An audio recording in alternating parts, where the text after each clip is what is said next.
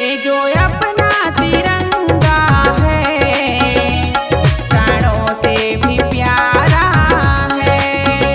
ये जो अपना तिरंगा है प्राणों से भी प्यारा है।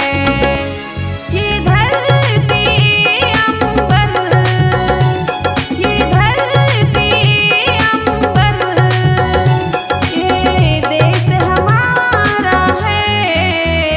ये जो अपना तिरंगा है प्राणों से भी प्यारा है। ये जो अपना तिरंगा है प्राणों से भी प्यारा है।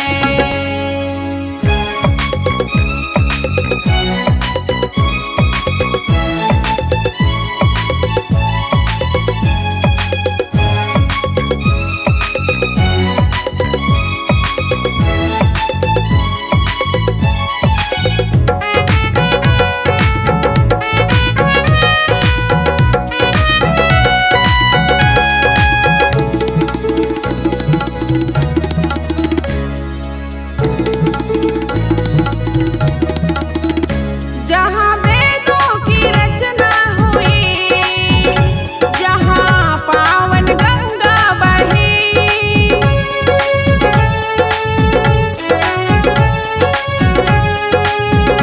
जहाँ प्रभु ने जन्म लिए, कान्हा ने कर्म किए, सारे जग से न्यारा है इतिहास हमारा है।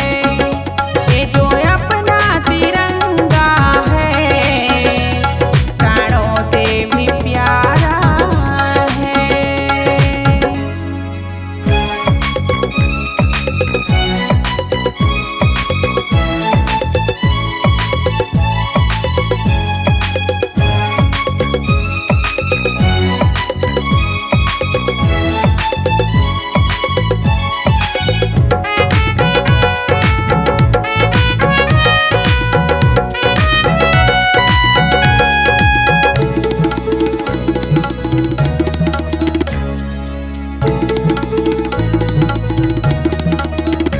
शिव सातेज है जहाँ, भगीरथ सा तप है जहाँ,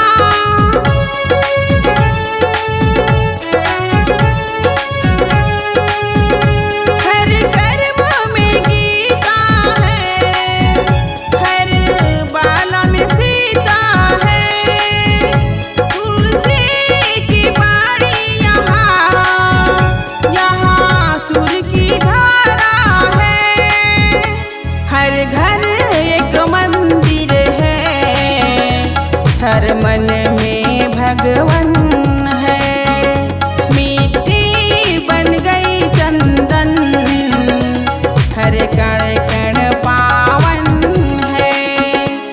ये धरती अंबर, ये धरती अंबर, ये देश हमारा है। ये जो अपना तिरंगा है प्राणों से भी